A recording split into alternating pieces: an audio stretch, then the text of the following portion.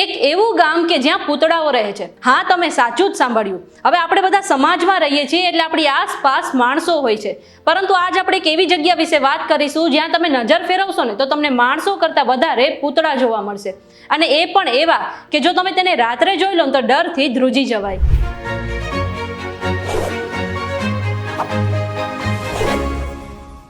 VTVGujarati.com પર તમે જોઈ રહ્યા છો અજબ ગજબ, અને હું છું મેઘા.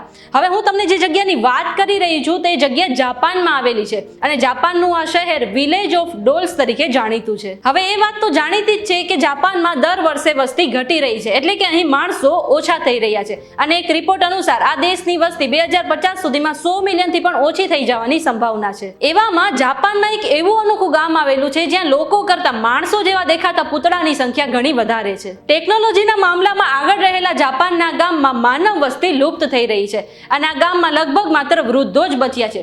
યુવાનોની સંખ્યા ઓછી હોવાને કારણે આ ગામમાં છેલ્લા 18 વર્ષથી કોઈ બાળકનો જન્મ નથી થયો. કહેવાય છે કે એક સમયે ગામની વસ્તી 300 હતી, પરંતુ સમયની ગતિ સાથે લોકો ગામ છોડીને જતા રહ્યા, અને અત્યારે લગભગ 30 જેટલા લોકો જ આ ગામમાં રહે છે. હવે તમે વિચારતા હશો કે આવું અનોખું ગામ કયું છે, તો જણાવી દઉં કે આ ગામ જાપાનના શિકોકુ ટાપુ પર આવેલું છે, અને તેનું નામ છે નાગોરો. અહીં પૂતળાઓને સ્થાનિક ભાષામાં બીજુકા કહેવામાં આવે છે.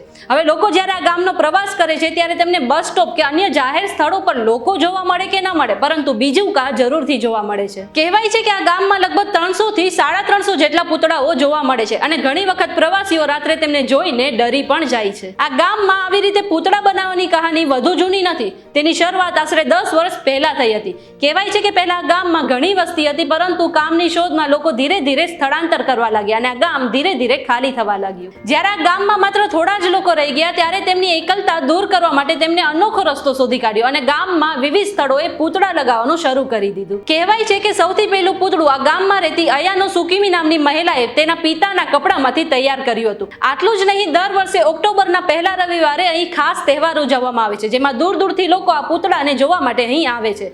જો આજના વિડીયોમાં તમને કંઈ નવું જાણવા મળ્યું હોય તો વિડીયોને લાઇક અને શેર કરવાનું ના ભૂલતા. સાથે જ આવી અવનવી માહિતી માટે જોતા રહો અજબ ગજબ ઓનલી ઓન VTVGujarati.com.